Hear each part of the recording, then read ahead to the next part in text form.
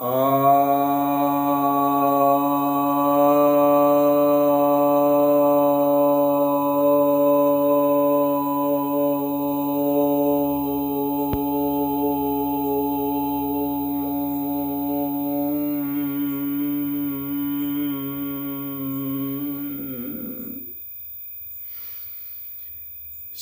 भक्तजनों को सप्रेम नमन। तो आज मैं आपके समक्ष श्रीमद् भगवद गीता के 18वें अध्याय के 17वें श्लोक पर प्रवचन करने जा रहा हूँ। यह श्री भगवान उवाच है, अर्थात श्री भगवान कहते हैं, यस्य नाहं कृतो भावो बुद्धिर्यस्य न लिप्यते हत्वापि स इमान लोकान हन्ति न निबध्यते। अर्थात जिसका अहंकार भाव नहीं है और जिसकी बुद्धि लिप्त नहीं होती है, ऐसा व्यक्ति अगर सभी प्राणियों को भी मार दे तो भी वह हारते हुए नहीं बचता है।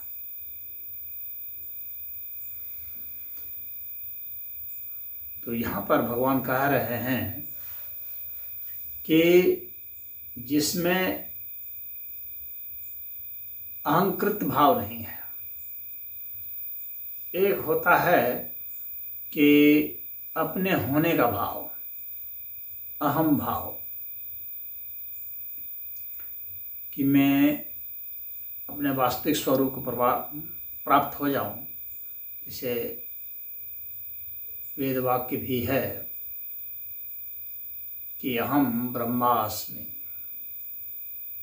तो अहम ब्रह्मास्मि में मैं ही ब्रह्म हूँ का जो बोध है वो अहंकृत भाव नहीं है, वो अहम स्फूर्त भाव है, वह अहम बोध है, मानी वास्तविक अहम का बोध है। वास्तव में मेरा स्वरूप क्या है उसका बोध है,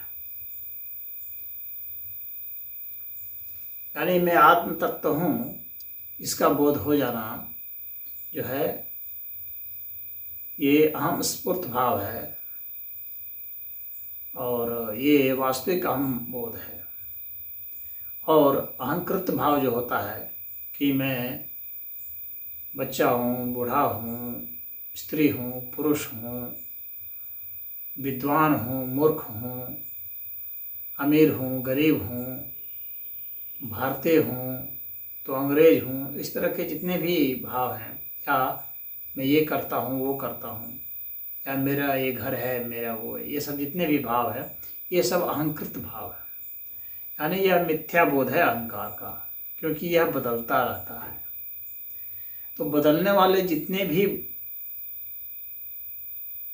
बोध हैं, जितने भी ज्ञान हैं, जो भी चेतना है और इसके जरिए जो भी कर्म किए जाते हैं, सब अहंकृत भाव के तहत आएंगे।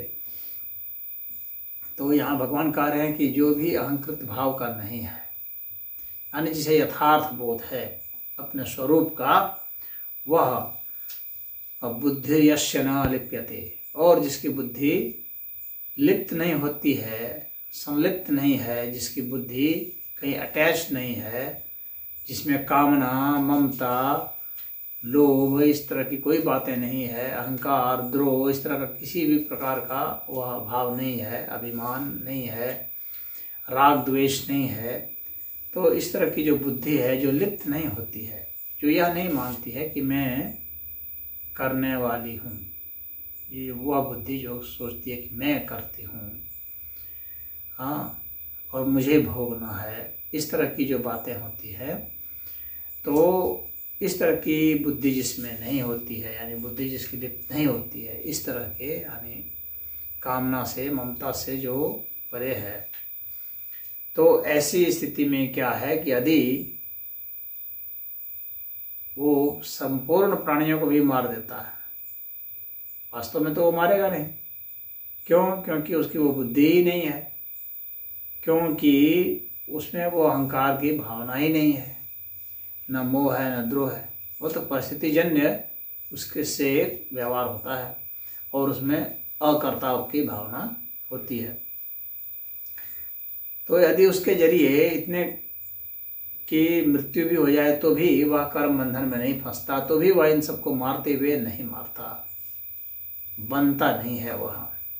यहाँ पर भगवान का तात्पर्य यह नहीं है कि तुम जाके सबको मार दो, उसका अर्थ यह नहीं है। लेकिन वैसी बुद्धि वाले से अगर मृत्यु भी हो जाती है सबकी ना, तो भगवान कह रहे हैं कि नहीं बनता। क्योंकि बनता कौन है, मारता कौन है, करता कौन है? वह अहंकार की बुद्धि जो है वह।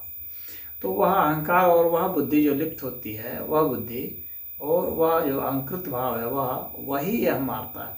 तो वह तो रही नहीं, तो फिर इस तरह के उसमें बंधने के कोई भी कारण नहीं बन पाते हैं। ऐसे मुक्त पुरुष होते हैं। तो भगवान का यही पता अर्जुन तो यहाँ यह पहले कह रहा था ना कि गुरुजन को कैसे मारा जाएगा, पाप लगेगा। अपने प्रियजनों को कैसे मारा जाएगा, पाप लगेगा। अपने बुजुर्गों को कैसे मारा जाएगा, पाप लगेगा।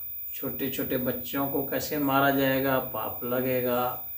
अपने भाइयों को कैसे मारा जाएगा, पाप लगेगा।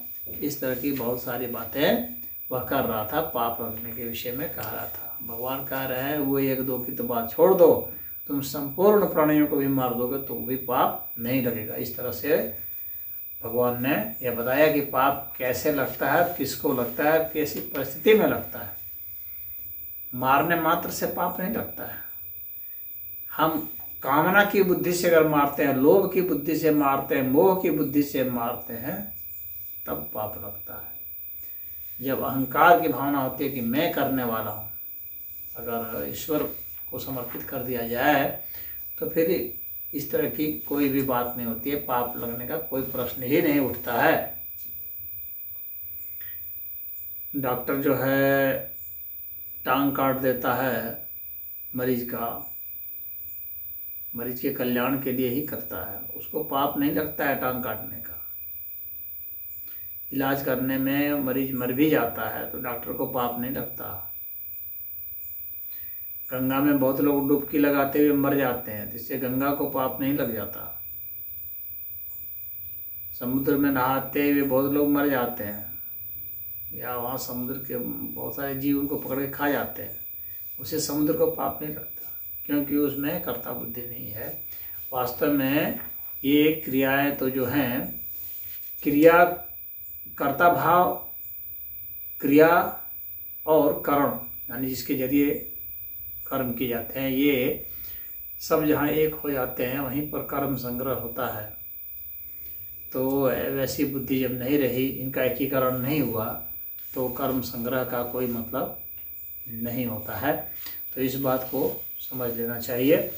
तो भगवान ने यहाँ पर यही हम लोगों को संदेश दिया है कि अकर्ता भाव हो करके सभी कर्मों को प्रभु को समर्पित करके और अपने मन में किसी कामना, किसी ममता, किसी लोभ मोह का संवरण नहीं करना है और तब कर्म को अंजाम देना है। ऐसी बुद्धि जब हमारी होगी तो किसी प्रकार के पाप का कोई भी भय नहीं है। ऐसे को पुण्य भी नहीं होता, पाप भी नहीं, पुण्य भी नहीं। पाप और पुण्य से व्यक्ति मुक्त होता है। यही यहाँ पर भगवान का संदेश है। हरि ओम।